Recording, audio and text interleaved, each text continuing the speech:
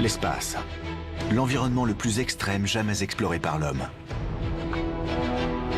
On se trouve en environnement hostile, et si votre gant explose, vous êtes mort. La vie de ces explorateurs ne dépend que d'une simple combinaison. J'ai senti une chaleur le long de ma colonne vertébrale. J'ai su qu'il y avait un problème. Dans l'espace, les astronautes sont soumis à de fortes radiations et variations de température. Il fallait donc créer un vêtement capable d'y résister. La combinaison de survie allait voir le jour. Le défi était de fabriquer une combinaison supportant la forte pression et permettant les mouvements naturels, le tout en même temps. Pour les pionniers, c'était un saut dans l'inconnu. Quand j'ai compris que ma combinaison avait un problème, j'étais livré à moi-même. Personne ne pouvait m'aider. Il a été le premier. C'est un héros. Ceux qui ont eu la chance de sortir dans l'espace en conservent un souvenir inoubliable. Quand on ouvre le sas, la sensation est incroyable. C'est comme voler sans ailes. On est léger comme une plume, on flotte. C'est magique. Voici l'histoire des combinaisons spatiales, racontées par leurs concepteurs, les ingénieurs et ceux qui les ont portées dans le vide de l'espace. Bienvenue dans l'espace. Amusez-vous.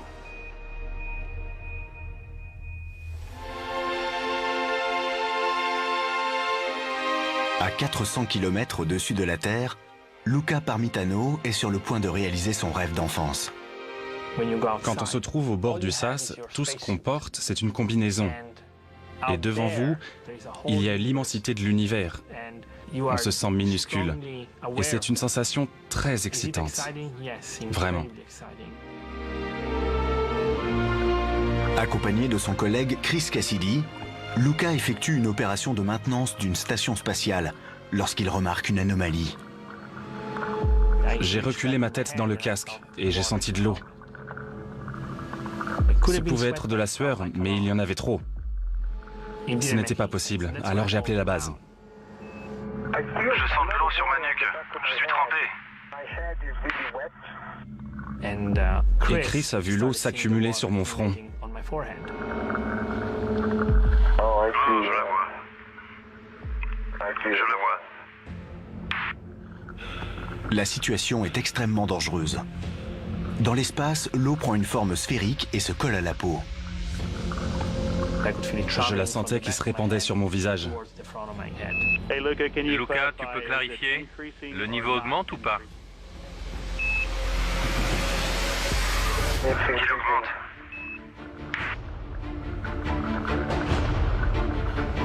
Bien, Luca et Chris, on annule la sortie extravéhiculaire. Luca, tu retournes dans la station. Compris, Luca? Vas-y. La NASA met un terme à la mission. Mais l'eau continue dangereusement de s'écouler dans le casque de Luca. L'eau recouvrait mes yeux, mon nez et mes oreilles. Je ne voyais rien, n'entendais rien, et je ne respirais que par la bouche. Je ne pouvais plus communiquer.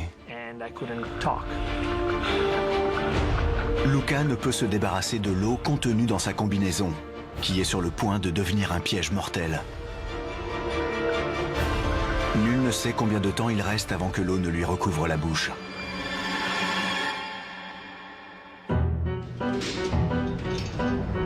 L'histoire des combinaisons débute il y a près de 80 ans, presque par accident. Nous sommes en 1934. Le pionnier de l'aviation, Wiley Post, se prépare à battre le record de traversée aérienne des États-Unis. Wiley Post était un aventurier. Il débute sa carrière dans les champs de pétrole du Texas. Et dès son deuxième jour de travail, il perd un œil suite à un accident. Avec l'argent qu'il a reçu en indemnité, il s'est acheté un avion et il s'est consacré à l'aviation. Double détenteur du record de vitesse pour le tour du monde, Post veut aller plus vite, ce qui l'amènera à prendre de plus grands risques encore. Pour gagner en vitesse, Wiley Post souhaite utiliser le streamjet, ou courant jet, un courant d'air rapide se trouvant à 15 000 mètres d'altitude, là où l'oxygène est insuffisant pour survivre. La pression atmosphérique est si basse que des bulles d'azote se forment dans les vaisseaux sanguins et provoquent des embolies. Les premiers symptômes sont d'ordre cognitif. On ne se rappelle plus de sa date de naissance ni de son nom. En quelques minutes, on en meurt.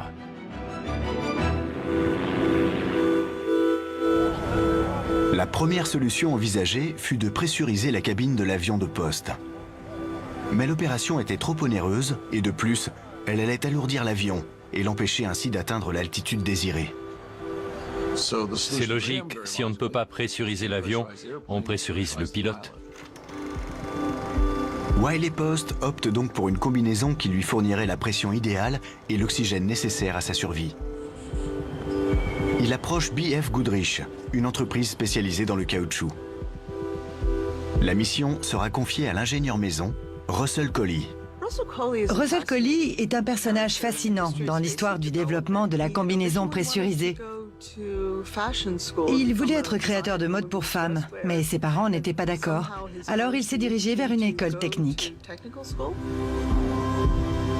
Le défi est immense. La combinaison devra répondre à deux exigences: fournir assez d'oxygène au corps du pilote et être flexible. La flexibilité et la pressurisation ne sont pas vraiment compatibles. Le pilote vêtu de sa combinaison pressurisée devait pouvoir bouger pour gérer son appareil, parce que s'il ne peut pas bouger, il ne peut pas piloter.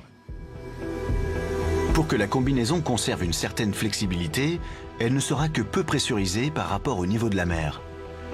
Mais nul ne sait si la pressurisation sera suffisante pour garantir la survie du pilote. Collie accapare la machine à coudre de son épouse. La vie de poste dépendra de la qualité de son ouvrage. La combinaison est prête. Los Angeles, le 15 mars 1935. Wiley Post embarque dans son Lockheed Vega. Mais alors qu'il approche des 15 000 mètres d'altitude, les coutures de Collie montrent les premiers signes de faiblesse. Quand il est arrivé à la bonne altitude et qu'il a trouvé le Jetstream, il a atteint la vitesse de 500 km/h, ce qui était remarquable, car cet avion n'était pas conçu pour atteindre une telle vitesse. Wiley Post parcourt 3000 km en 7 heures, s'apprêtant ainsi à battre le record de la traversée aérienne des États-Unis.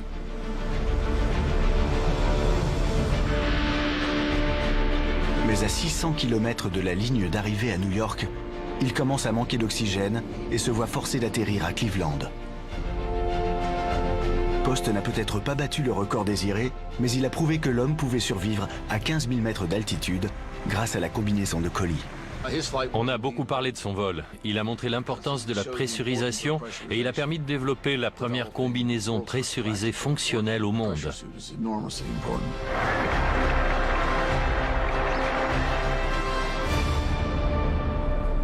La combinaison de Wiley Post est aujourd'hui exposée au musée de l'aviation et de l'espace de Washington.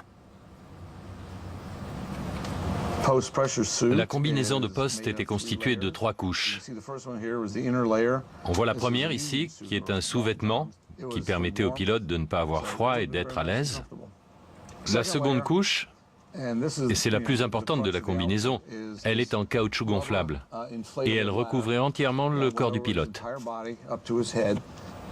Mais sans la troisième couche, les deux premières ne servent à rien. C'est une couche en toile de parachute caoutchoutée. Plusieurs éléments y ont été ajoutés pour pouvoir supporter le gonflage de la seconde couche. Un élément clé de la combinaison, c'était le casque qui ressemble à un casque de scaphandrier. C'est de l'aluminium jointé par du caoutchouc.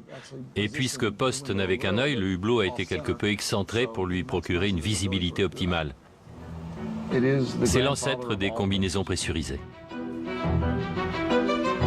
Les combinaisons actuelles, équilibre parfait entre flexibilité et pressurisation, trouvent leur origine dans les premiers travaux de Russell Collie.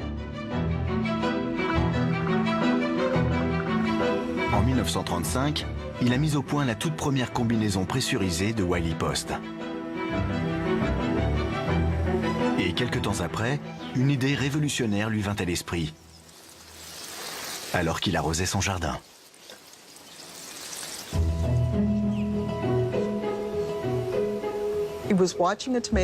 En observant un ver se déplacer sur une tomate, il a remarqué que l'animal s'étendait d'un côté tout en contractant son autre extrémité.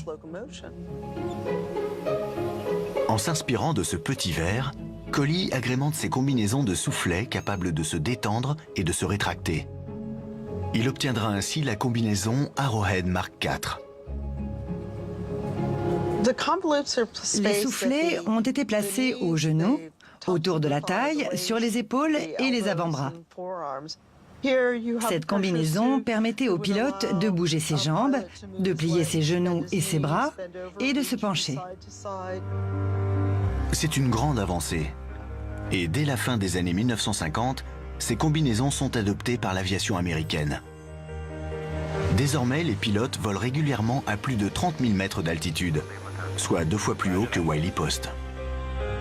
Mais le prochain défi nécessitera une nouvelle combinaison. Dans 5, 4, 3, 2, 1. Décollage. Décollage réussi. Américains et soviétiques se lancent dans la course à l'espace. Le défi est de taille. À présent, les combinaisons doivent permettre à un homme de rester en vie dans l'espace. Le 9 avril 1959, les 7 premiers astronautes du programme Mercury s'envolent dans l'espace. Ils vont culminer à 300 000 mètres au-dessus du niveau de la mer, soit 10 fois plus haut que la hauteur record atteinte par les avions de l'époque. Les capsules sont pressurisées et les astronautes sont équipés de combinaisons de survie. Voici une combinaison Mercury. Elle ressemble assez à la combinaison Mark IV. Les épaules sont flexibles, tout comme les coudes, mais pas les genoux, car les astronautes restaient assis pendant la majeure partie du voyage et n'avaient pas besoin de se déplacer. Ces combinaisons n'ont pas été conçues pour les sorties dans l'espace, mais pour la sécurité. En cas de problème dans l'appareil, l'astronaute était équipé pour survivre assez longtemps et ainsi être ramené sur Terre. Une fois encore, tous les regards se tournent vers Russell Collie. La NASA lui accorde sa totale confiance pour la conception des combinaisons. C'est un nouveau défi. Dans le vide de l'espace, une combinaison pressurisée risque de se dilater, voire d'exploser. Russell Collie va devoir repenser ses joints de soufflet. Collie pensait qu'un simple système de maintien des deux côtés du soufflet suffisait. Et il a simplement inséré du tissu à l'intérieur des joints de caoutchouc pour s'assurer qu'il resterait en place. Les astronautes du programme Mercury s'apprêtent donc à tester leur combinaison en situation de vol. Mais prenant le monde entier de vitesse, le cosmonaute Yuri Gagarin devient le premier homme dans l'espace. Et il est équipé d'une combinaison soviétique.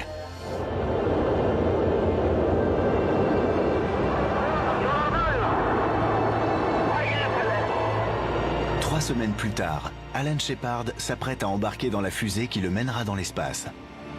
Il est vêtu de la combinaison spatiale Mercury argentée, mise au point par Collie. Décollage dans 3 minutes. 10, 9, 8, 7, 6, 5, 4, 3, 2, 1, 0. Décollage. Décollage. On est parti. Charlie Duke, futur astronaute de la mission Apollo, assiste à l'opération. J'ai observé Alan Shepard dans sa combinaison Mercury et je me suis dit qu'il ressemblait à Buck Rogers. J'espérais vraiment que sa combinaison tiendrait le coup. Quelle vue fantastique.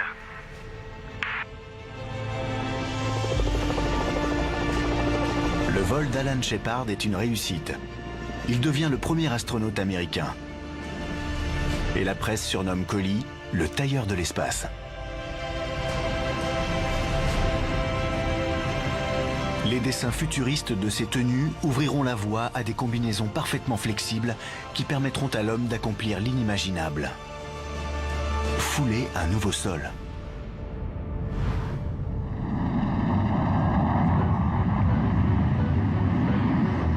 Cela implique que les astronautes et cosmonautes devront s'aventurer hors de leurs appareils. Mars 1965. Les soviétiques ont encore une longueur d'avance. Ils élaborent une combinaison permettant à un homme de rester en vie dans le vide de l'espace. Elle est baptisée Berkout, aigle royal en russe. C'est une combinaison que les soviétiques ont conçue très rapidement en se basant sur celle de Youri Gagarin. Ils ont ajouté plusieurs couches pour l'isolation, afin que l'astronaute ne soit pas directement exposé aux radiations émises par le Soleil. Mais ils ne savaient pas vraiment comment ça allait se dérouler. Le cosmonaute Alexei Leonov est choisi pour risquer sa vie.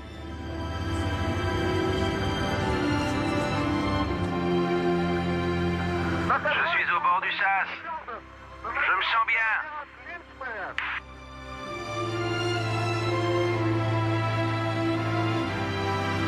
Je vois le ciel.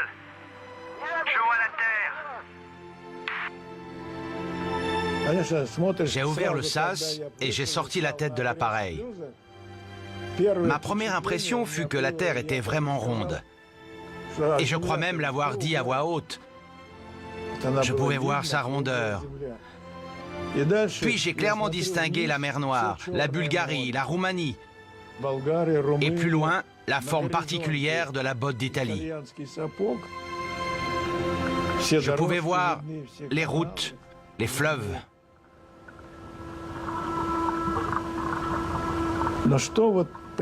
Tout était d'un calme incroyable. C'est ce dont je me souviens le mieux. J'entendais même battre mon cœur. Normalement, on ne l'entend pas. Je l'entendais clairement.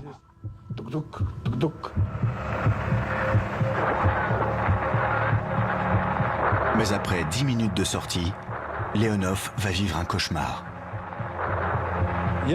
J'ai senti mes doigts sortir des gants. Et mes pieds ne tenaient plus dans mes bottes.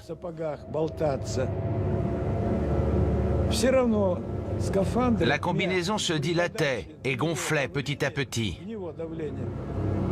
Exactement comme un pneu de voiture qu'on gonfle. En se gonflant ainsi de manière incontrôlée dans le vide, la combinaison de Leonov rend le moindre de ses mouvements très difficile à exécuter. C'était très difficile. Il me fallait beaucoup d'énergie. Et du coup, mon corps a produit énormément de chaleur. Et la sueur m'empêchait de voir quoi que ce soit. Paralysé dans sa combinaison gonflée et en surchauffe, Leonov craint de ne plus pouvoir retourner dans sa capsule. Je devais rentrer dans l'appareil. Et une fois à l'intérieur, fermer le sas. Mais pour cela, je savais qu'il me restait au mieux 30 minutes. Piégé à l'extérieur de son appareil, le temps lui est compté. Leonov doit rapidement trouver une solution.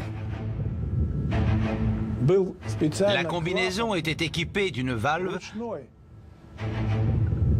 qui permettait de baisser la pression. Et j'ai réussi à l'atteindre. Je n'ai rien signalé à la base et j'ai baissé la pression. La combinaison dégonfle, mais il court un nouveau danger, l'accident de décompression. Les bulles d'azote commençaient à se former. Et je sentais la décompression picoter le bout de mes doigts. Je m'attendais au pire. J'attendais nerveusement que mon visage gonfle et que mes mains deviennent comme du caoutchouc.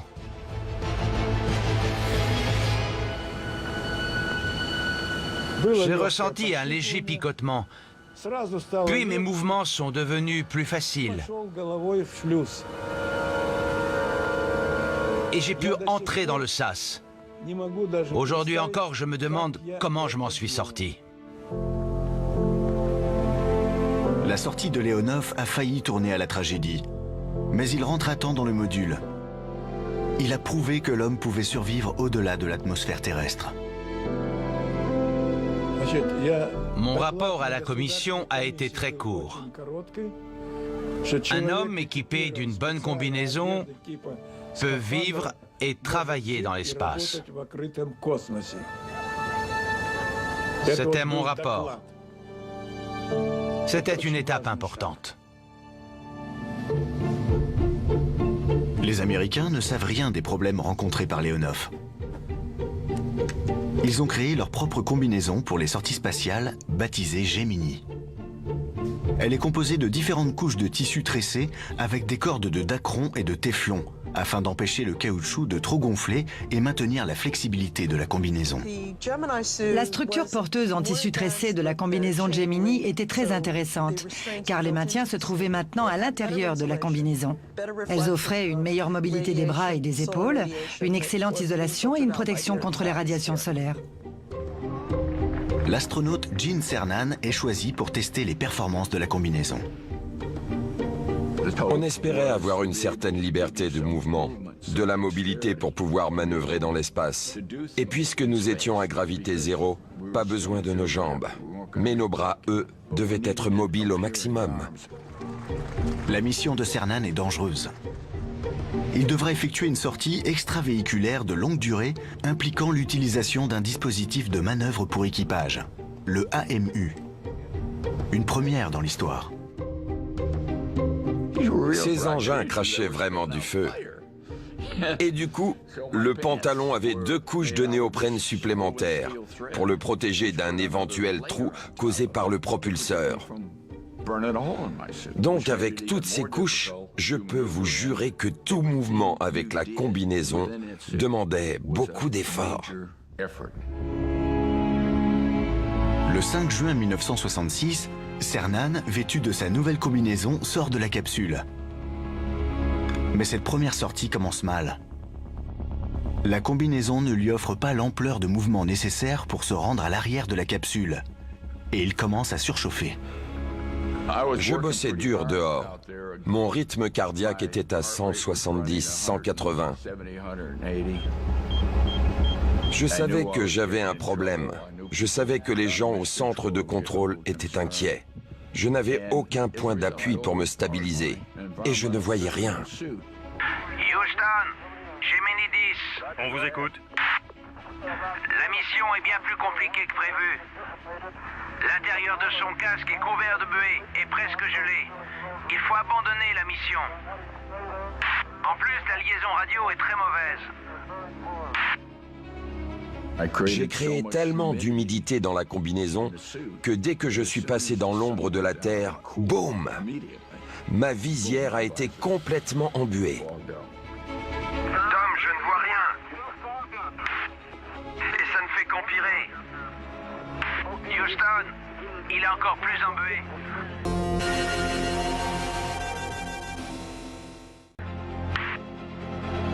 J'ai collé mon nez à la visière du casque pour en retirer la buée. C'était le seul moyen. C'est comme ça que j'ai vu les lumières de l'Australie. Mais c'est tout ce que j'ai vu. Houston,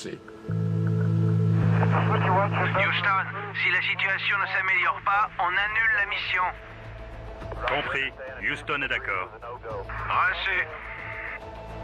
La sortie de Cernan est annulée, avant même qu'il ait pu essayer le dispositif de manœuvre. L'ordre lui est donné de rentrer. Mais le manque de mobilité de ses jambes reste une menace. Nous n'étions pas censés avoir besoin de mobilité pour la partie inférieure du corps. Sauf pour un cas, le retour dans le module. Plier ses jambes et essayer de les placer sous le tableau de bord, c'était déjà une mission en soi. Revenu à l'intérieur de la cabine, mais incapable d'en fermer le sas, Cernan doit se battre. Je devais m'allonger et m'étendre autant que possible sur le siège. Puis, avec le peu de flexibilité des bras, attraper la poignée du sas et arriver au point de fermeture complet de la cabine. C'était vraiment pas évident. Alors c'est bon? Le sas est verrouillé. Cernan est sauvé. Il a poussé sa combinaison au-delà de ses limites. Et surtout, il a survécu pour raconter l'épreuve. J'ai poussé cette combinaison au maximum de ses possibilités. Et j'ai pu constater ses défauts. C'était une étape importante. Il y avait un tas de modifications à apporter, surtout pour créer une combinaison qui nous permette de marcher sur la Lune ensuite. Gagner la course à la Lune impliquera la création de nouvelles combinaisons, assez flexibles pour marcher une fois pressurisées.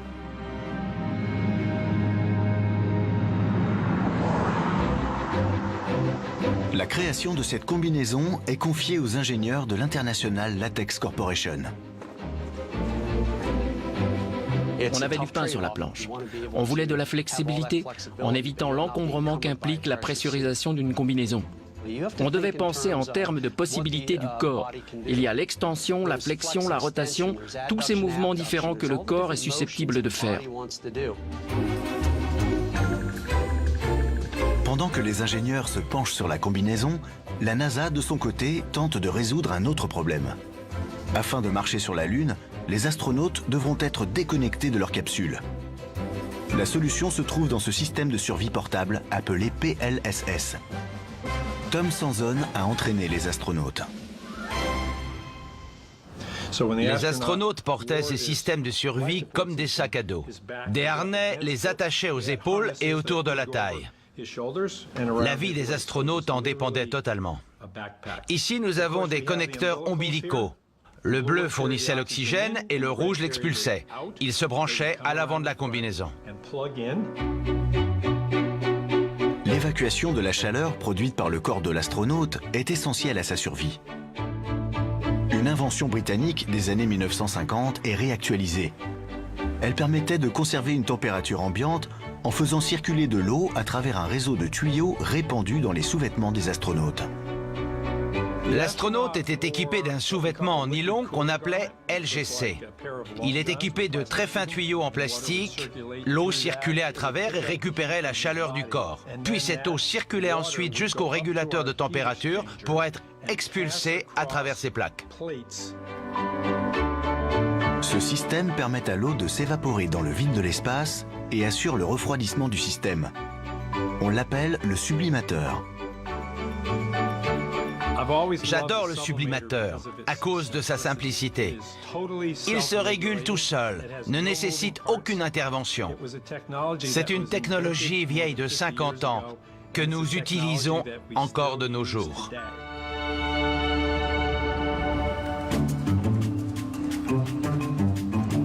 Le système de survie portable étant au point, il reste encore à concevoir une combinaison pressurisée flexible. 4 ans seront nécessaires à son élaboration. On a imaginé un système de câbles pour une meilleure mobilité. Comme vous le voyez, si l'astronaute faisait une extension, cette poulie faisait sa rotation dans les deux sens. La poulie est installée à un endroit et n'en bouge pas une fois la combinaison pressurisée. On a réutilisé le soufflet au niveau du genou. C'est une pièce qui a l'air très simple, mais on a mis du temps à la mettre au point. Comme vous le voyez, cette fente fait toute la longueur du soufflet et c'était révolutionnaire pour l'époque. Ces soufflets se trouvaient sous la combinaison. La vie de ces astronautes dépend aussi du savoir-faire de ceux qui allaient fabriquer ces combinaisons. La tâche a été confiée à des couturières expertes.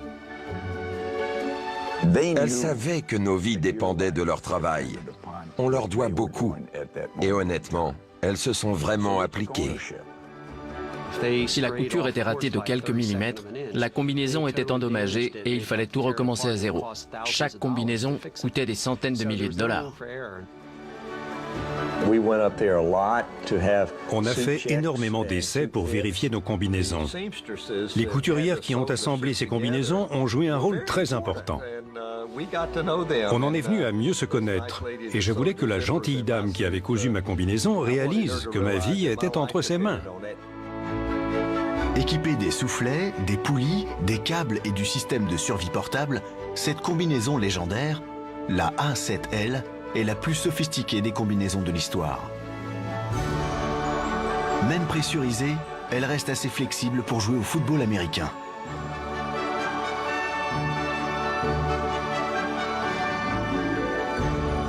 Elle fonctionne parfaitement sur Terre, mais personne ne sait s'il en sera de même sur la Lune.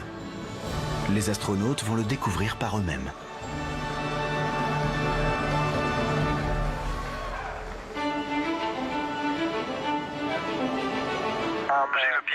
l'échelle. 20 juillet 1969.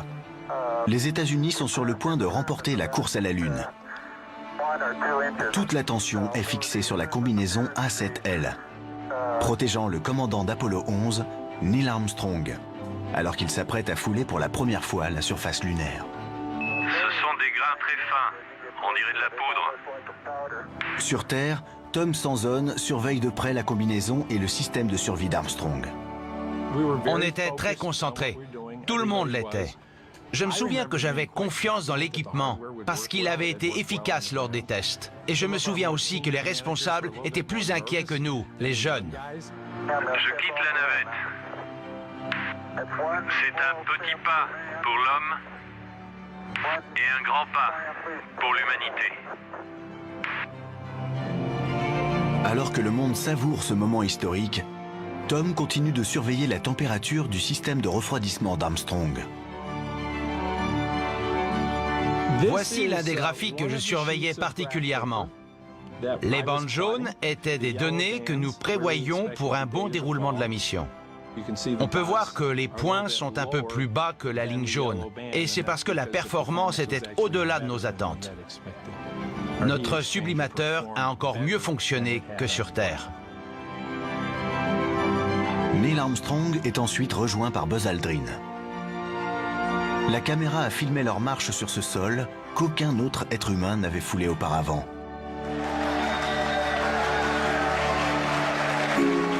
Après le succès de la première marche sur la Lune, les missions à la surface lunaire sont devenues plus longues et plus ambitieuses.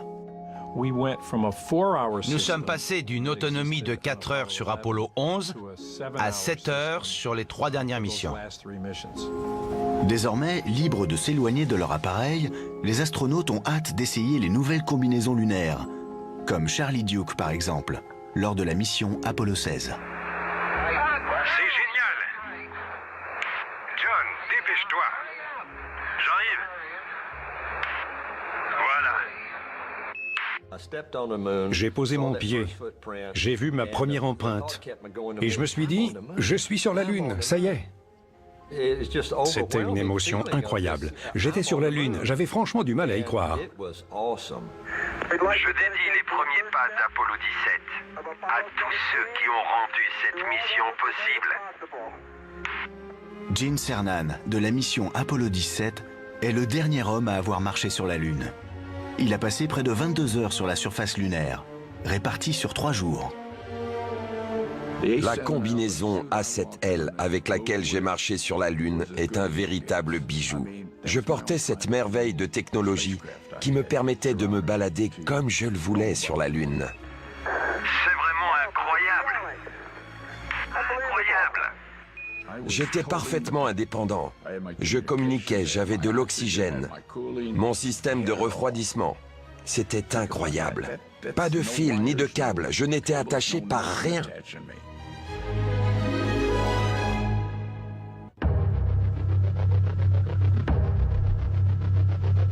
À l'intérieur de ces fantastiques combinaisons, il est facile pour les astronautes d'oublier le danger de cet environnement. J'étais en train de travailler sur la Lune et à aucun moment je ne me suis dit « je suis quand même sur la Lune et j'espère que la combinaison n'aura pas de problème ». On n'y pense pas sur le moment. J'étais très à l'aise, mais il y a une chose qui me faisait tout de même peur. C'était de tomber au sol et de trouer la combinaison.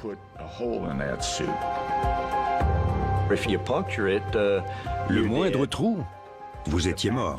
Si le système de survie arrière qui contenait l'oxygène, le système de refroidissement, les pompes et les systèmes électriques, bref, tout ce qui vous maintenait en vie était endommagé, vous mourriez. Grâce à leur combinaison, les astronautes peuvent survivre et explorer la surface lunaire, mais un autre danger les guette. La poussière.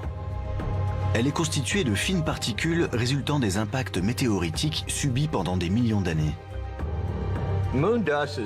La poussière de Lune est une poudre très fine et vous avez beau brosser et encore brosser, une partie ne part pas. Et les combinaisons devenaient grises. Les astronautes ne le savaient pas à ce moment, mais les dommages causés par les poussières lunaires abrasives sont aujourd'hui bien visibles. La conservatrice du musée de l'air et de l'espace, Lisa Young, les analyse pour nous. Voici la combinaison de Charlie Duke de la mission Apollo 16. Voici une vue microscopique des effets de la poussière de Lune sur la couche extérieure de la combinaison. Elle est très abrasive et se colle aux matériaux et dans les fibres, ce qui peut créer des problèmes. On remarque ici une zone plus floue et c'est le résultat de l'abrasivité. Les fibres se sont séparées et cassées. Le temps accomplit son œuvre sur ces combinaisons. La plupart du matériel utilisé au cours de ces programmes spatiaux a plus de 50 ans et il s'abîme progressivement. Notre mission est de faire en sorte que les combinaisons ne se dégradent pas plus, parce qu'il est important que les gens puissent voir les combinaisons qui ont permis à l'homme de marcher sur la Lune. Dans 5, 4, décollage réussi. Un nouveau défi reste à relever. La colonisation de l'espace. Après être montés en orbite, les conquérants de l'espace doivent désormais apprendre à vivre au-dessus de leur planète pendant des mois. Et cela exige un nouveau modèle de combinaison. Les combinaisons d'Apollo ne servaient que pour une seule mission. Aujourd'hui, les combinaisons sont réutilisables. Elles sont assemblées par les astronautes eux-mêmes, en orbite, grâce à plusieurs composants standards. Ces combinaisons réutilisables ont été vêtues par des douzaines d'astronautes différents et ont effectué plus de 150 sorties dans l'espace afin de construire la Station spatiale internationale. Aujourd'hui, n'importe quel visiteur peut porter une des combinaisons stockées à bord. Les combinaisons sont envoyées sur la station spatiale et y restent pendant plusieurs années. Avant, les techniciens expérimentés se chargeaient de leur entretien au sol et maintenant, ce sont les astronautes qui s'en chargent en orbite. Les sorties spatiales sont régulières et font partie du quotidien de la vie en orbite. Mais jamais au point de devenir une routine, car elles présentent toujours un danger. En juillet 2013, l'astronaute de l'Agence spatiale européenne, Luca Parmitano, et Chris Cassidy, de la NASA, s'apprêtent à sortir de la station. Chris et moi allions installer de l'équipement à l'extérieur pour permettre la transmission de certaines données. Vicky Margiotte surveille la sortie extravéhiculaire depuis le sol. Tout se passait bien. Les garçons ont mis leurs combinaisons, ils sont sortis et on les observait. Et je venais de finir la mission quand j'ai senti de l'eau dans mon casque. Ça pouvait être de la sueur, mais il y en avait trop. Ça ne tenait pas debout. Alors j'ai appelé la base. Je sens de l'eau sur ma nuque. La nouvelle surprend tout le monde à la base de contrôle. On n'avait jamais pensé à l'éventualité que de l'eau puisse s'infiltrer dans le casque. Nous ne savions pas d'où provenait cette eau. C'est dur à dire, mais il y a beaucoup d'eau. Je la vois. Libérée de la gravité, l'eau prend une forme sphérique et collante. Quand je bougeais la tête, j'avais l'impression d'être dans un bocal qu'on remplissait d'eau. Personne ne le sait, mais près d'1,5 litre d'eau se trouve déjà dans le casque de Luca. Luca, tu peux clarifier? Le niveau augmente ou pas? Il augmente. Je la sentais qui se répandait sur mon visage. Sur ces informations, l'ordre leur a été donné d'abandonner l'opération. Bien, Luca et Chris, on annule la sortie extravéhiculaire. Luca, tu retournes dans la station. Luca doit regagner le SAS en 5 minutes, mais il lutte. Se déplacer à l'extérieur d'une station spatiale équipée d'une combinaison n'est pas facile. Il faut manœuvrer son corps et la combinaison et parvenir à se réorienter selon l'endroit où on se trouve. Et pour couronner le tout, le soleil s'est couché presque instantanément. À un moment, vous avez de la lumière, de la chaleur, et vous pouvez voir, puis d'un coup, plus rien.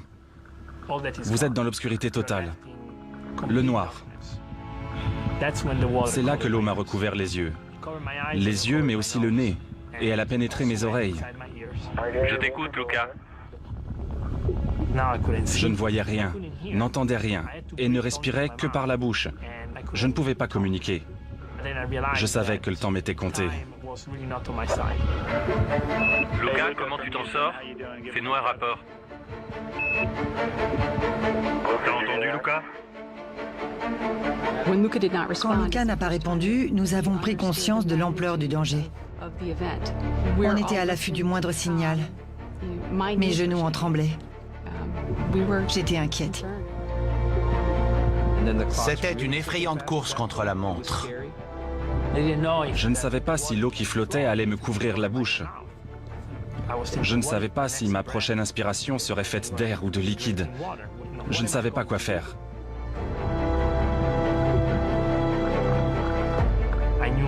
Puis je me suis souvenu que mon câble de sécurité était arrimé au sas. Je ne voyais strictement rien parce que mes yeux étaient couverts d'eau et qu'il faisait noir. Mais j'ai lentement réussi à remonter jusqu'au sas. Luca atteint le sas et se met à l'abri en attendant Chris. J'arrive, Luca. L'équipe au sol, en revanche, n'a aucun contact avec Luca. Personne ne sait s'il va bien. Luca, ici Houston. Comment ça va?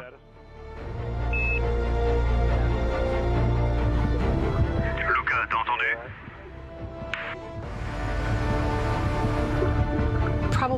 Pendant une minute, Chris a essayé de communiquer avec Luca, mais il n'obtenait aucune réponse. À l'intérieur de la station spatiale, l'équipage essaie de retirer la combinaison de Luca aussi vite que possible.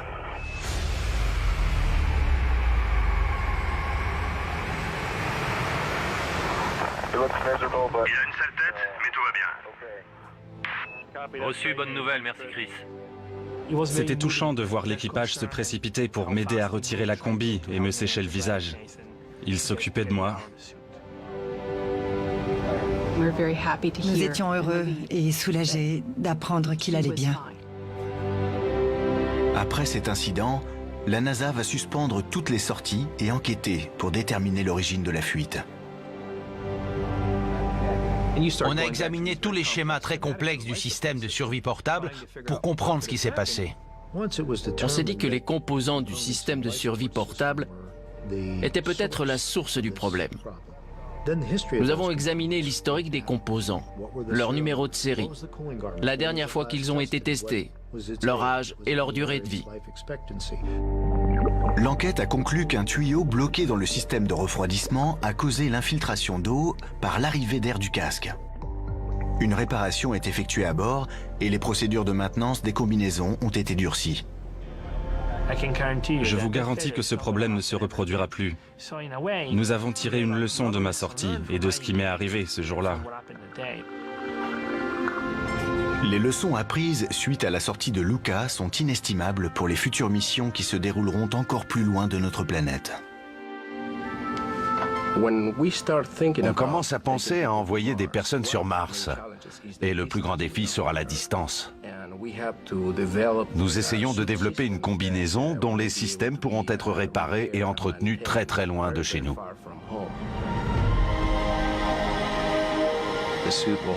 La combinaison devra être fiable et être entretenue par les astronautes eux-mêmes, encore plus facilement qu'aujourd'hui. La Station spatiale internationale fournit la plateforme idéale pour tester ces combinaisons du futur, qui nous permettront d'aller plus loin dans l'espace. Mais les combinaisons du futur ne devront pas seulement être assez robustes pour l'exploration. Elles devront endurer la colonisation. Nous devrons équiper les astronautes de combinaisons qui leur permettront de bâtir des structures comme celles que nous avons ici sur Terre. Les astronautes devront avoir une mobilité proche de celle que nous avons ici. Et c'est un des défis des concepteurs. Nous nous inspirons toujours des idées de Russell Collie. 80 ans après la création de la première combinaison pressurisée de Collie, qui permit à Wiley Post d'atteindre de nouvelles hauteurs, les nouvelles inventions permettent aujourd'hui de rêver à une vie sur Mars. Je pense réellement que le prochain endroit que nous explorerons sera Mars.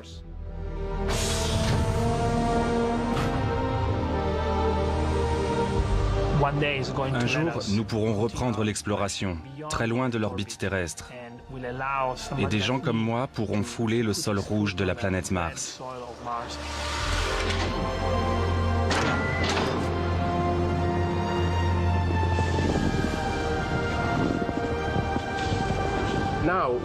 Nous arriverons bientôt à une certaine maturité technologique.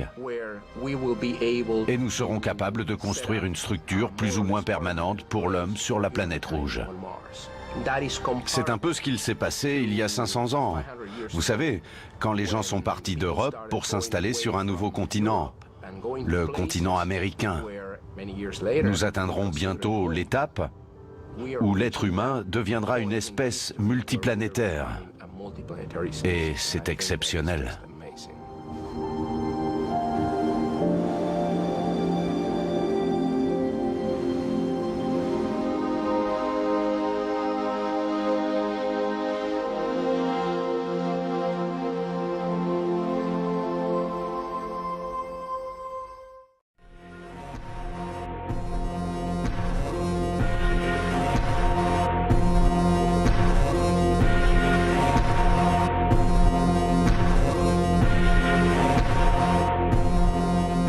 De la sueur, mais il y en avait trop. Ce n'était pas possible, alors j'ai appelé la base. Je sens de l'eau sur ma nuque. Je suis trempé. Et Chris a vu l'eau s'accumuler sur mon front. Oh, je la vois. Je la vois. La situation est extrêmement dangereuse. Dans l'espace, l'eau prend une forme sphérique et se colle à la peau. Je la sentais qui se répandait sur mon visage. Luca, tu peux clarifier? Le niveau augmente ou pas? Il augmente.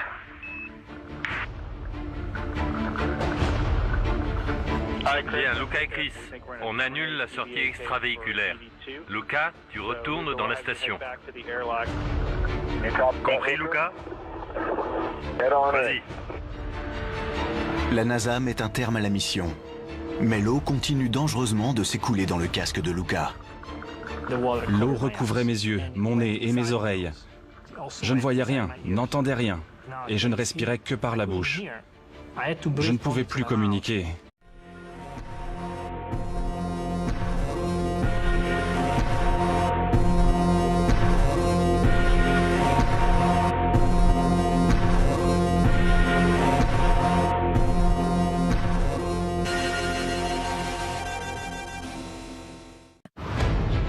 L'espace.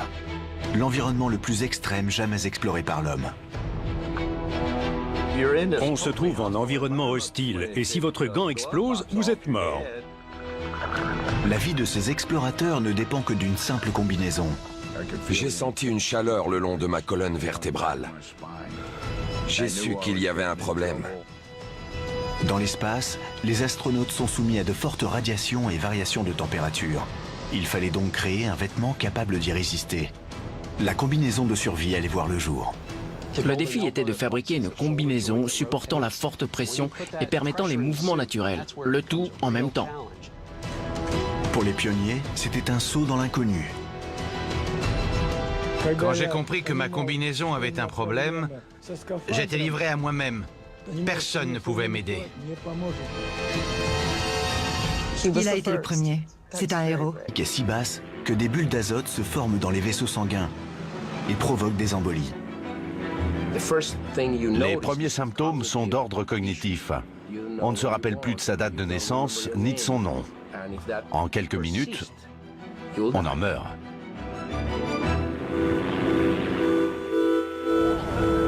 La première solution envisagée fut de pressuriser la cabine de l'avion de poste.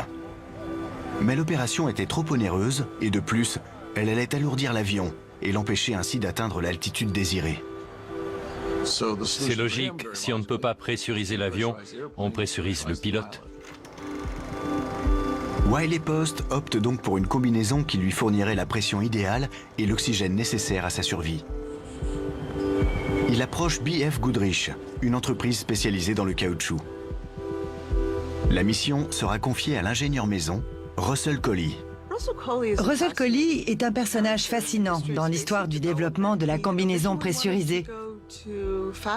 Il voulait être créateur de mode pour femmes, mais ses parents n'étaient pas d'accord. Alors il s'est dirigé vers une école technique.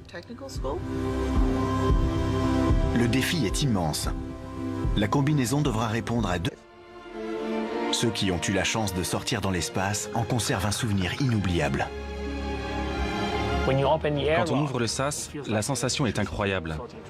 C'est comme voler sans ailes. On est léger comme une plume, on flotte. C'est magique. Voici l'histoire des combinaisons spatiales, racontée par leurs concepteurs, les ingénieurs et ceux qui les ont portées dans le vide de l'espace. Bienvenue dans l'espace. Amusez-vous.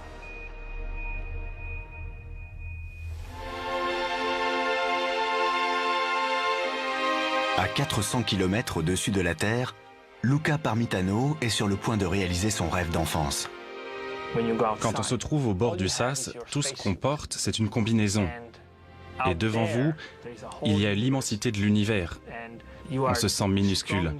Et c'est une sensation très excitante. Vraiment. Accompagné de son collègue Chris Cassidy, Luca effectue une opération de maintenance d'une station spatiale lorsqu'il remarque une anomalie. J'ai reculé ma tête dans le casque et j'ai senti de l'eau. Ce pouvait être... Luca ne peut se débarrasser de l'eau contenue dans sa combinaison, qui est sur le point de devenir un piège mortel. Nul ne sait combien de temps il reste avant que l'eau ne lui recouvre la bouche.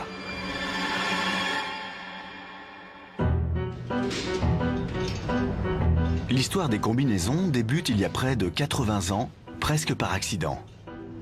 Nous sommes en 1934. Le pionnier de l'aviation, Wiley Post, se prépare à battre le record de traversée aérienne des États-Unis. Wiley Post était un aventurier. Il débute sa carrière dans les champs de pétrole du Texas. Et dès son deuxième jour de travail, il perd un œil suite à un accident. Avec l'argent qu'il a reçu en indemnité, il s'est acheté un avion et il s'est consacré à l'aviation. Double détenteur du record de vitesse pour le tour du monde, Post veut aller plus vite, ce qui l'amènera à prendre de plus grands risques encore. Pour gagner en vitesse, Wiley Post souhaite utiliser le streamjet, ou courant-jet, un courant d'air rapide se trouvant à 15 000 mètres d'altitude, là où l'oxygène est insuffisant pour survivre. La pression Le rapport à la commission a été très court. Un homme équipé d'une bonne combinaison peut vivre et travailler dans l'espace.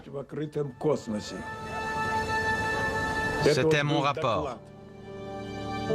C'était une étape importante. Les Américains ne savent rien des problèmes rencontrés par Leonov. Ils ont créé leur propre combinaison pour les sorties spatiales, baptisée Gemini. Elle est composée de différentes couches de tissu tressé avec des cordes de dacron et de téflon, afin d'empêcher le caoutchouc de trop gonfler et maintenir la flexibilité de la combinaison. La structure porteuse en tissu tressé de la combinaison Gemini était très intéressante, car les maintiens se trouvaient maintenant à l'intérieur de la combinaison. Elles offraient une meilleure mobilité des bras et des épaules, une excellente isolation et une protection contre les radiations solaires. L'astronaute Gene Cernan est choisi pour tester les performances de la combinaison. On espérait avoir une certaine liberté de mouvement, de la mobilité pour pouvoir manœuvrer dans l'espace. Et puisque nous étions à gravité zéro, pas besoin de nos jambes. Mais nos bras, eux, devaient être mobiles au maximum. La mission de Cernan est dangereuse. Il devra effectuer une sortie extravéhiculaire de longue durée impliquant l'utilisation d'un dispositif de manœuvre pour équipage, le AMU. Une première dans l'histoire. Ces engins crachaient vraiment du feu. Et du coup, le pantalon avait 2 couches de néoprène supplémentaires pour le protéger d'un éventuel trou causé par le propulseur. Donc avec toutes ces couches, je peux vous jurer que tout mouvement avec la combinaison demandait beaucoup d'efforts. Le 5 juin 1966, Cernan, vêtu de sa nouvelle combinaison, sort de la capsule. Mais cette première sortie commence mal. La combinaison ne lui offre pas l'ampleur de mouvement nécessaire pour se rendre à l'arrière de la capsule. Et il commence à surchauffer. Je bossais dur dehors. Mon rythme cardiaque était à 170, 180. Je savais que j'avais un problème. Je savais que les gens au centre de contrôle étaient inquiets. Je n'avais aucun point d'appui pour me stabiliser. Et je ne voyais rien. Houston, Gemini 10. On vous écoute. La mission est bien plus compliquée que prévu. L'intérieur de son casque est couvert de buée et presque gelé. Il faut abandonner la mission. En plus, la liaison radio est très mauvaise. J'ai créé tellement d'humidité dans la combinaison que dès que je... est essentiel à sa survie.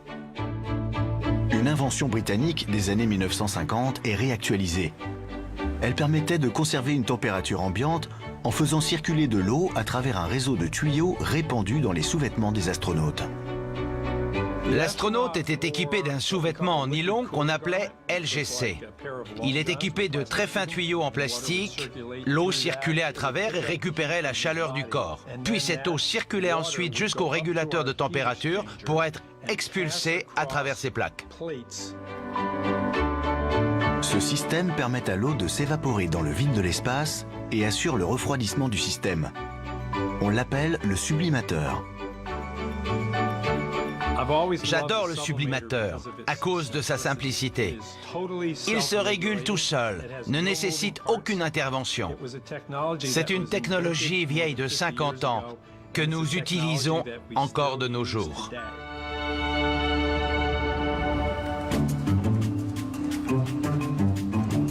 Le système de survie portable étant au point, il reste encore à concevoir une combinaison pressurisée flexible.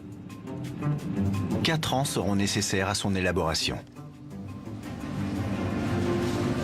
On a imaginé un système de câbles pour une meilleure mobilité. Comme vous le voyez, si l'astronaute faisait une extension, cette poulie faisait sa rotation dans les deux sens.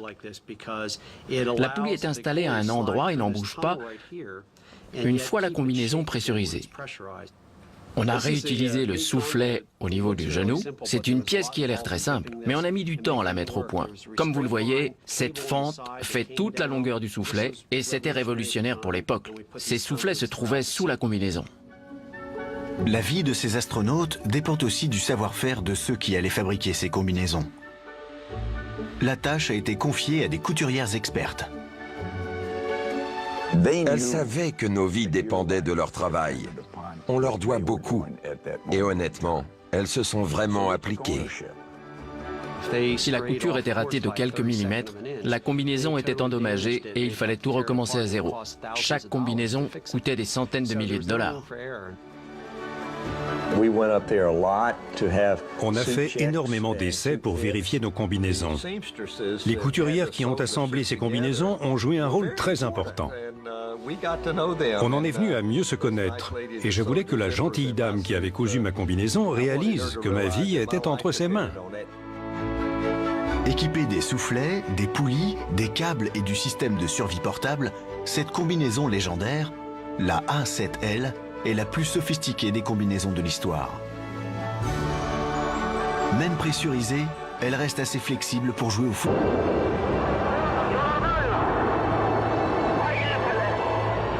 Trois semaines plus tard, Alan Shepard s'apprête à embarquer dans la fusée qui le mènera dans l'espace. Il est vêtu de la combinaison spatiale Mercury argentée, mise au point par colis. Décollage dans 3 minutes. 10, 9, 8, 7, 6, 5, 4, 3, 2, 1, 0. Décollage. Décollage. On est parti. Charlie Duke, futur astronaute de la mission Apollo, assiste à l'opération. J'ai observé Alan Shepard dans sa combinaison Mercury et je me suis dit qu'il ressemblait à Buck Rogers. J'espérais vraiment que sa combinaison tiendrait le coup. Quelle vue fantastique!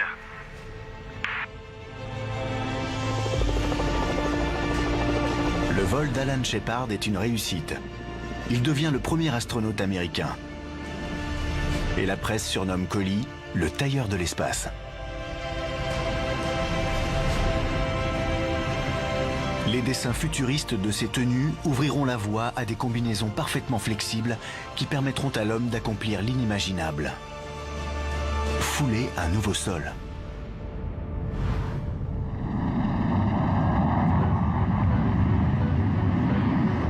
Cela implique que les astronautes et cosmonautes devront s'aventurer hors de leurs appareils. Mars 1965. Les soviétiques ont encore une longueur d'avance. Ils élaborent une combinaison permettant à un homme de rester en vie dans le vide de l'espace.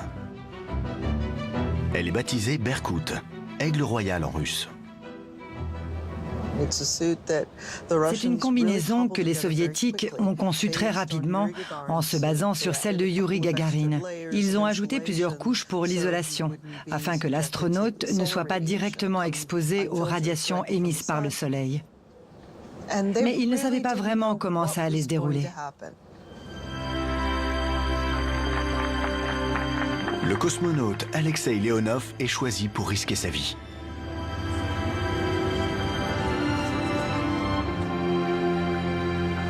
Je suis au bord du sas. Je me sens bien.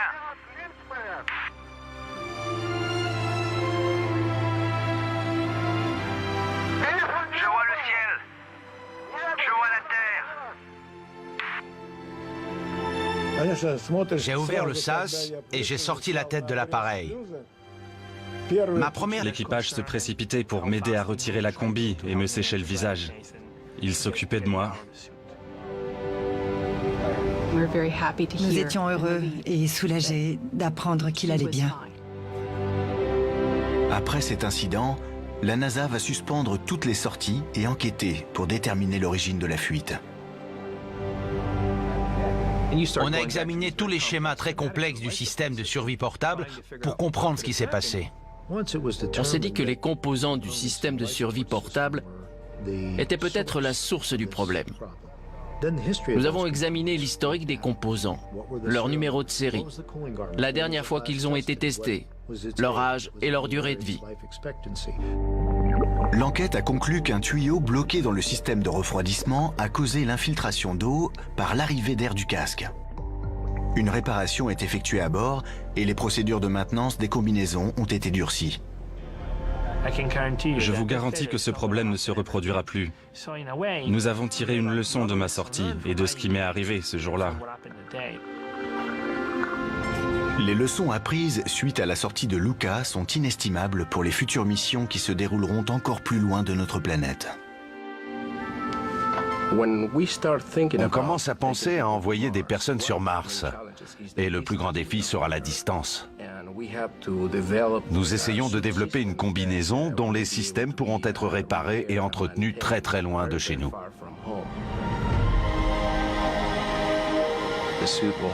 La combinaison devra être fiable et être entretenue par les astronautes eux-mêmes, encore plus facilement qu'aujourd'hui.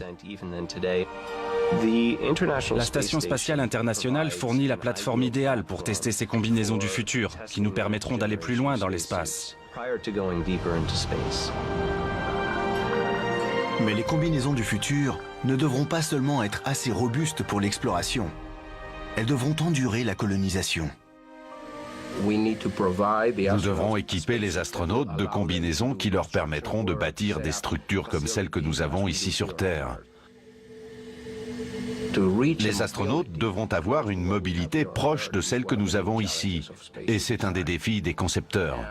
Nous nous inspirons toujours des idées de Russell Collie. 80 ans après la création de la première combinaison pressurisée de Collie, qui permit à Wiley Post d'atteindre de nouvelles hauteurs, les nouvelles inventions permettent aujourd'hui de rêver à une vie sur Mars. Je pense réellement que le prochain endroit que nous explorerons sera Mars.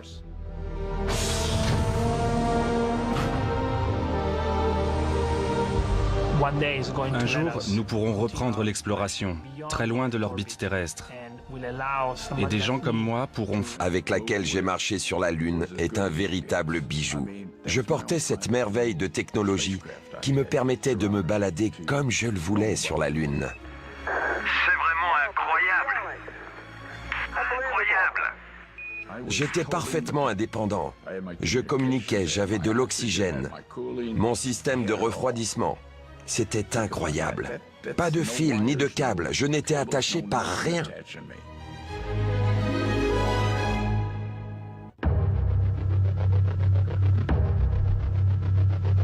À l'intérieur de ces fantastiques combinaisons, il est facile pour les astronautes d'oublier le danger de cet environnement. J'étais en train de travailler sur la Lune et à aucun moment je ne me suis dit « je suis quand même sur la Lune et j'espère que la combinaison n'aura pas de problème ». On n'y pense pas sur le moment. J'étais très à l'aise, mais il y a une chose qui me faisait tout de même peur. C'était de tomber au sol et de trouer la combinaison.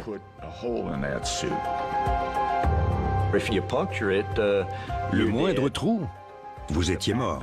Si le système de survie arrière qui contenait l'oxygène, le système de refroidissement, les pompes et les systèmes électriques, bref, tout ce qui vous maintenait en vie était endommagé, vous mourriez.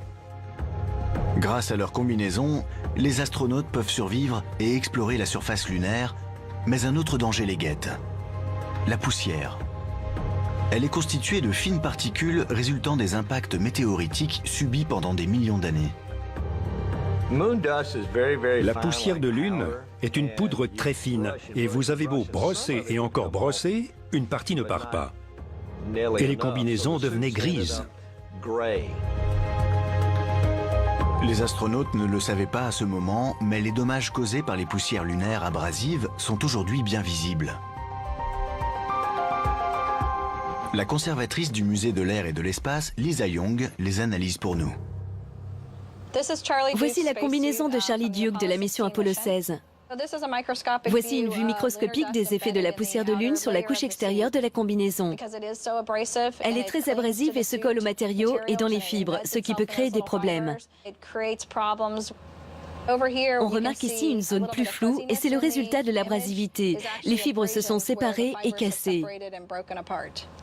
Le temps accomplit son œuvre sur ces combinaisons. La plupart du matériel utilisé au cours de ces programmes spatiaux a plus de 50 ans et il s'abîme progressivement. Notre mission est de faire en sorte que les combinaisons ne se dégradent pas plus, parce qu'il est important que les gens puissent voir les combinaisons qui ont permis à l'homme de marcher sur la Lune. Dans 5, 4, décollage réussi. Un nouveau défi reste à relever. La colonisation de l'espace. Et je ne voyais rien. Houston, Gemini 10. On vous écoute. La mission est bien plus compliquée que prévu. L'intérieur de son casque est couvert de buée et presque gelé. Il faut abandonner la mission. En plus, la liaison radio est très mauvaise. J'ai créé tellement d'humidité dans la combinaison que dès que je suis passé dans l'ombre de la Terre, boum! Ma visière a été complètement embuée. Tom, je ne vois rien. Et ça ne fait qu'empirer. Houston, il est encore plus embué.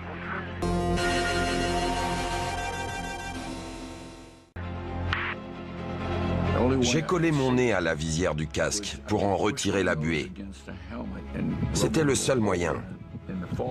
C'est comme ça que j'ai vu les lumières de l'Australie. Mais c'est tout ce que j'ai vu. Houston, si la situation ne s'améliore pas, on annule la mission. Compris. Houston est d'accord. Reçu. La sortie de Cernan est annulée, avant même qu'il ait pu essayer le dispositif de manœuvre. L'ordre lui est donné de rentrer. Mais le manque de mobilité de ses jambes reste une menace. Nous n'étions pas censés avoir besoin de mobilité pour la partie inférieure du corps. Sauf pour un cas, le retour dans le module. Plier ses jambes et essayer de les placer sous le tableau de bord, c'était déjà une mission en soi. Revenu à l'intérieur de la cabine, mais incapable d'en fermer le sas, Cernan doit se battre. Je devais m'allonger et m'étendre autant que possible sur le siège. Puis, avec le peu de flexibilité des bras, attraper la poignée du sas et arriver au point de fermeture complet de la cabine. C'était vraiment pas évident. Alors c'est bon? Le sas est verrouillé. Cernan est sauvé. Il a poussé sa combinaison au-delà de ses limites. Et surtout, il a survécu pour raconter l'épreuve. J'ai poussé cette combinaison au maximum de ses possibilités et j'ai pu constater ses défauts. C'était une étape importante. Il y avait un tas de modifications à apporter, surtout pour créer une combinaison qui nous permette de marcher sur la Lune ensuite. Gagner la course à la Lune impliquera la création de nouvelles combinaisons, assez flexibles pour marcher une fois pressurisées.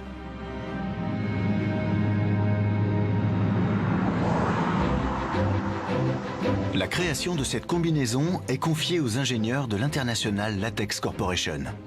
La combinaison de survie allait voir le jour. Le défi était de fabriquer une combinaison supportant la forte pression et permettant les mouvements naturels, le tout en même temps. Pour les pionniers, c'était un saut dans l'inconnu.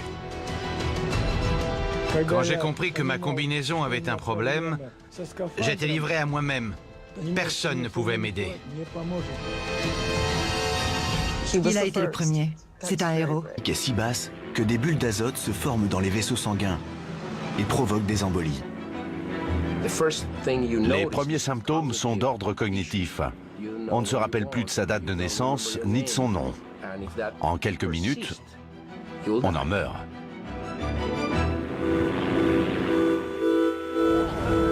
La première solution envisagée fut de pressuriser la cabine de l'avion de poste.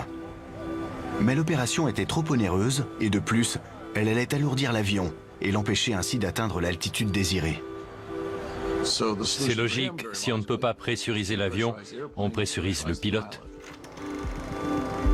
Wiley Post opte donc pour une combinaison qui lui fournirait la pression idéale et l'oxygène nécessaire à sa survie. Il approche B.F. Goodrich, une entreprise spécialisée dans le caoutchouc. La mission sera confiée à l'ingénieur maison, Russell Coley. Russell Coley est un personnage fascinant dans l'histoire du développement de la combinaison pressurisée. Il voulait être créateur de mode pour femmes, mais ses parents n'étaient pas d'accord. Alors il s'est dirigé vers une école technique. Le défi est immense. La combinaison devra répondre à deux. Ceux qui ont eu la chance de sortir dans l'espace en conservent un souvenir inoubliable. Quand on ouvre le sas, la sensation est incroyable. C'est comme voler sans ailes. On est léger comme une plume, on flotte. C'est magique. Voici l'histoire des combinaisons spatiales, racontée par leurs concepteurs, les ingénieurs et ceux qui les ont portées dans le vide de l'espace. Bienvenue dans l'espace. Amusez-vous.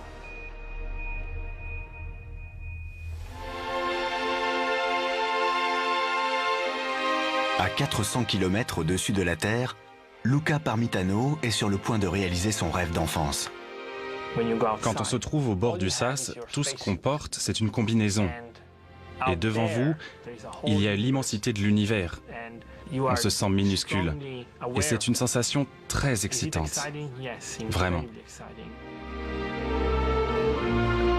Accompagné de son collègue Chris Cassidy, Luca effectue une opération de maintenance d'une station spatiale lorsqu'il remarque une anomalie.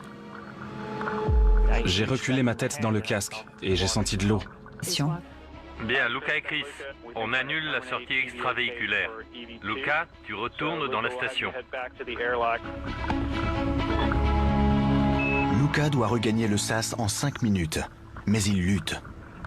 Se déplacer à l'extérieur d'une station spatiale équipée d'une combinaison n'est pas facile. Il faut manœuvrer son corps et la combinaison et parvenir à se réorienter selon l'endroit où on se trouve. Et pour couronner le tout, le soleil s'est couché presque instantanément. À un moment, vous avez de la lumière, de la chaleur, et vous pouvez voir, puis d'un coup, plus rien. Vous êtes dans l'obscurité totale. Le noir. C'est là que l'eau m'a recouvert les yeux. Les yeux, mais aussi le nez, et elle a pénétré mes oreilles. Je t'écoute, Luca. Je ne voyais rien, n'entendais rien et ne respirais que par la bouche. Je ne pouvais pas communiquer. Je savais que le temps m'était compté. Luca, comment tu t'en sors? Fais-nous un rapport. T'as entendu, Luca? Quand Luca n'a pas répondu, nous avons pris conscience de l'ampleur du danger. On était à l'affût du moindre signal. Mes genoux en tremblaient. J'étais inquiète. C'était une effrayante course contre la montre. Je ne savais pas si l'eau qui flottait allait me couvrir la bouche. Je ne savais pas si ma prochaine inspiration serait faite d'air ou de liquide. Je ne savais pas quoi faire.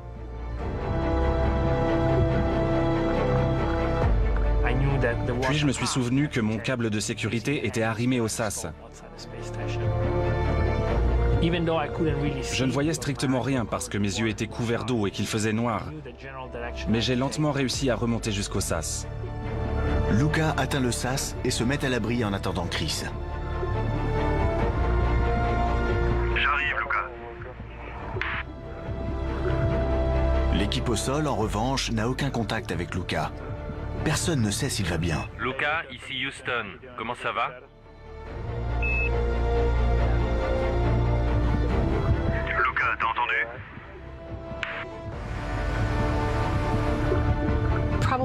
Pendant une minute, Chris a essayé de communiquer avec Luca, mais il n'obtenait aucune réponse. À l'intérieur de la station spatiale, l'équipage essaie de retirer la combinaison de Luca aussi vite que possible.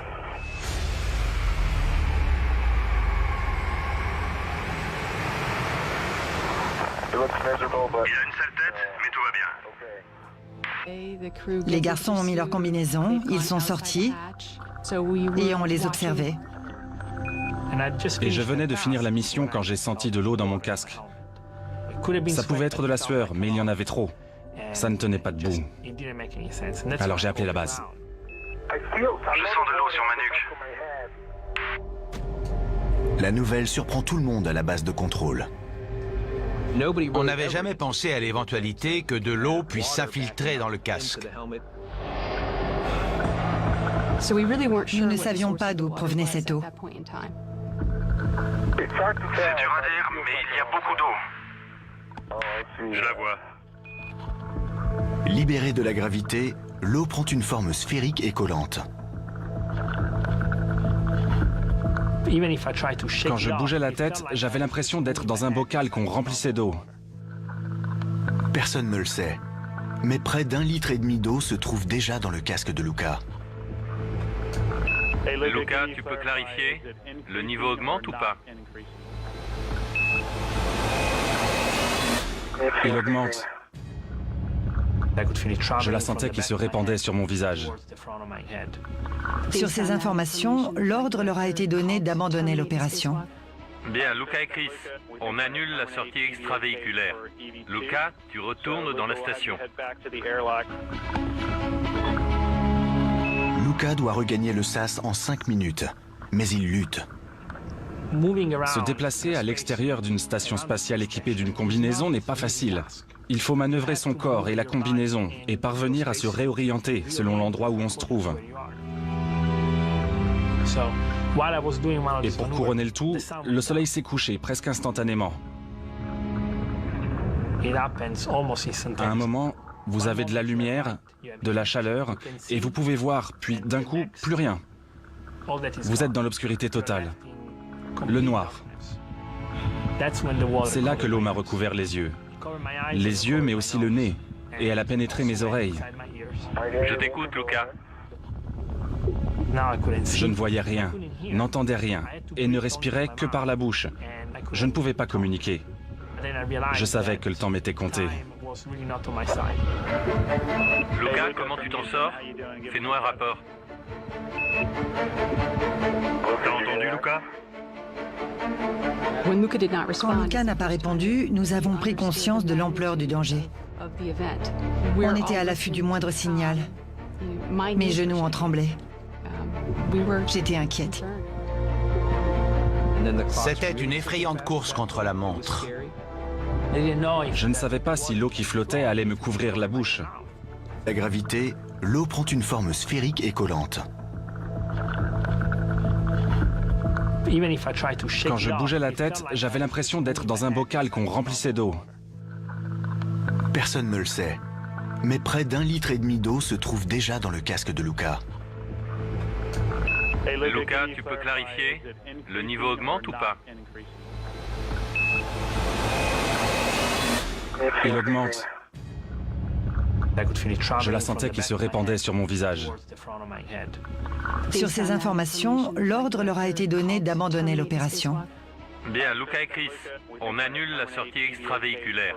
Luca, tu retournes dans la station. Luca doit regagner le SAS en 5 minutes, mais il lutte.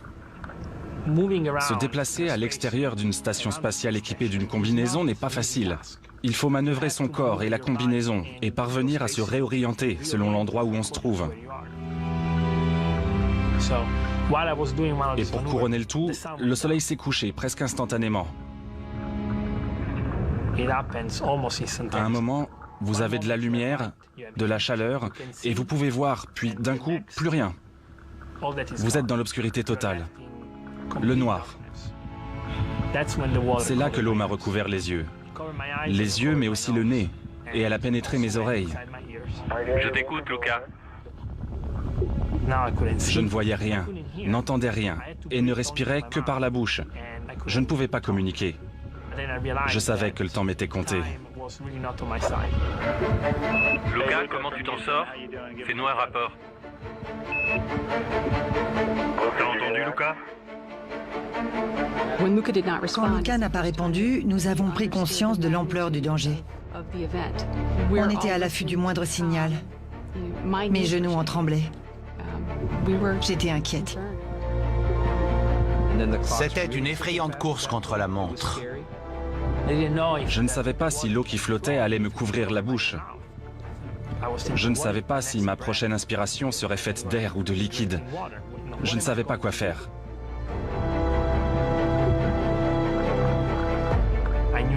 Puis je me suis souvenu que mon câble de sécurité était arrimé au SAS. Je ne voyais strictement rien parce que mes yeux étaient couverts d'eau et qu'il faisait noir. Mais j'ai lentement réussi à remonter jusqu'au SAS. Luca atteint le SAS et se met à l'abri en attendant Chris. J'arrive, Luca. L'équipe au sol, en revanche, n'a aucun contact avec Luca. Personne ne sait s'il va bien. Luca, ici Houston. Comment ça va?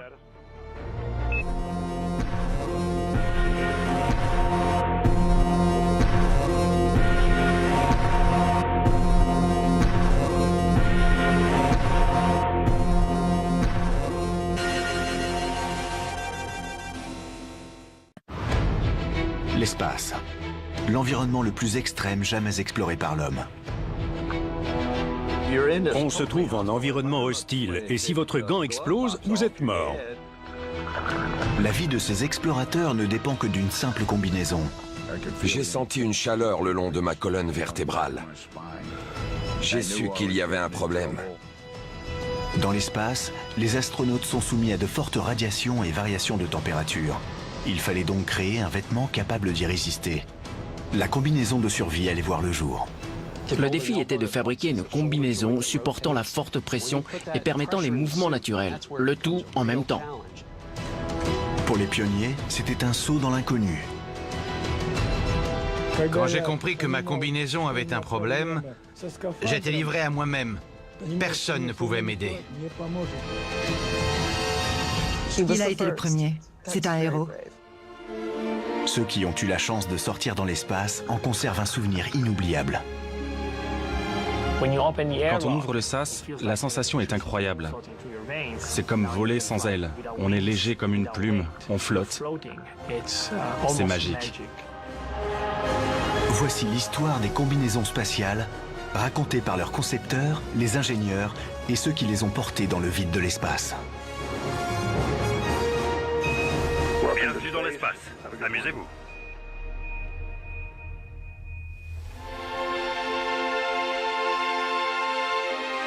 À 400 km au-dessus de la Terre, Luca Parmitano est sur le point de réaliser son rêve d'enfance. Quand on se trouve au bord du sas, tout ce qu'on porte, c'est une combinaison. Et devant vous, il y a l'immensité de l'univers. On se sent minuscule. Et c'est une sensation très excitante. Vraiment. Accompagné de son collègue Chris Cassidy, Luca effectue une opération de maintenance d'une station spatiale lorsqu'il remarque une anomalie. J'ai reculé ma tête dans le casque et j'ai senti de l'eau. Ce pouvait être de la sueur, mais il y en avait trop. Ce n'était pas possible, alors j'ai appelé la base. Je sens de l'eau sur ma nuque. Je suis trempé. Et Chris a vu l'eau s'accumuler sur mon front. Je la vois. Je la vois. La situation est extrêmement dangereuse. Vie portable, cette combinaison légendaire, la A7L, est la plus sophistiquée des combinaisons de l'histoire. Même pressurisée, elle reste assez flexible pour jouer au football américain.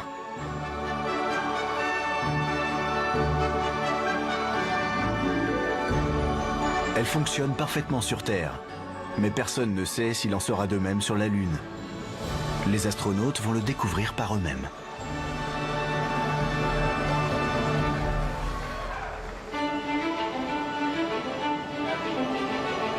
J'ai le pied sur l'échelle. 20 juillet 1969. Les États-Unis sont sur le point de remporter la course à la Lune. Toute l'attention est fixée sur la combinaison A7L, protégeant le commandant d'Apollo 11, Neil Armstrong, alors qu'il s'apprête à fouler pour la première fois la surface lunaire. Ce sont des grains très fins. On dirait de la poudre. Sur Terre, Tom Sanzone surveille de près la combinaison et le système de survie d'Armstrong. On était très concentrés. Tout le monde l'était. Je me souviens que j'avais confiance dans l'équipement parce qu'il avait été efficace lors des tests. Et je me souviens aussi que les responsables étaient plus inquiets que nous, les jeunes. Je quitte la navette. C'est un petit pas pour l'homme et un grand pas pour l'humanité. Alors que le monde savoure ce moment historique, Tom continue de surveiller la température du système de refroidissement d'Armstrong. Voici l'un des graphiques que je surveillais particulièrement. Les bandes jaunes étaient des données que nous prévoyions pour un bon déroulement de la mission. On peut voir que les points sont un peu plus bas que la ligne jaune, et c'est parce que la performance était au-delà de nos attentes. Notre sublimateur a encore mieux fonctionné que sur Terre. Neil Armstrong est ensuite rejoint par Buzz Aldrin. La caméra a filmé leur marche sur ce sol qu'aucun autre être humain n'avait foulé auparavant.